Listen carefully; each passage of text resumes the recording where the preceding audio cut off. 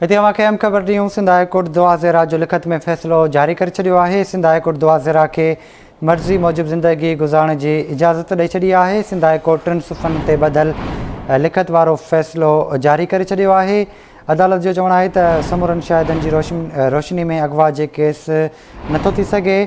अदालत हुकुम ॾिनो आहे त दुआ ज़ेरा पंहिंजी मर्ज़ी सां जंहिंसां रहणु चाहे थी रहे सघे थी। सिंध हाई कोर्ट दुआ ज़ेरा जो लिखत में फ़ैसिलो जारी करे छॾियो आहे। सिंध हाई कोर्ट दुआ ज़ेरा खे मर्ज़ी मूजिबि ज़िंदगी गाइण जी इजाज़त ॾेई छॾी आहे। राब्तो कयो आहे कराची में आमिर सुपरो सां। आमिर, आगाह कजो वधीक।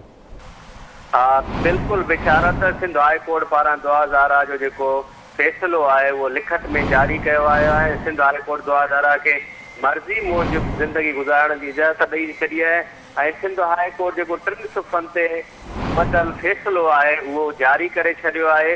समूरनि शाहिदनि जी रोशनी में जेको आहे सो अदालत इहो फ़ैसिलो ॾिनो आहे त दुआ ज़ेरा पंहिंजी मर्ज़ी सां जंहिंसां रहणु चाहे रही सघे थी। ॿिए तरफ़ मां तव्हांखे ॿुधाईंदो हलां त सुबुह जीअं ई दुआ ज़ेरा खे कोर्ट हाई कोर्ट में पेश कयो वियो त हुनखे वालदेन सां बि मिलणु ॾिनो वियो ऐं 20 मिंटनि ताईं हुनजी माउ सां मुलाक़ात कराई वई, जंहिंमें उन्हनि मीडिया सां गुफ़्तगू कंदे चयो त दुआ ज़ेरा चवे पई त असां घर हलूं, पर सिंध पुलिस राब्तो नथी करे। पर दुआ ज़ेरा जो जेको फ़ैसिलो आहे सिंध हाई कोर्ट पारां जेको आहे जारी कयो वियो आहे, जंहिंमें उन्हनि चयो आहे त हिन ते अगवा जो जेको ज़हीर अहमद हिन जो मुड़ुसु आहे हुन ते अगवा जो केस नथो थी सघे ऐं दुआ ज़ेरा जंहिंसां चाहे मर्ज़ी सां रही सघे थी। ठीकु आहे आमिर, वॾी महिरबानी अवां जी तफ़सील खां गॾु।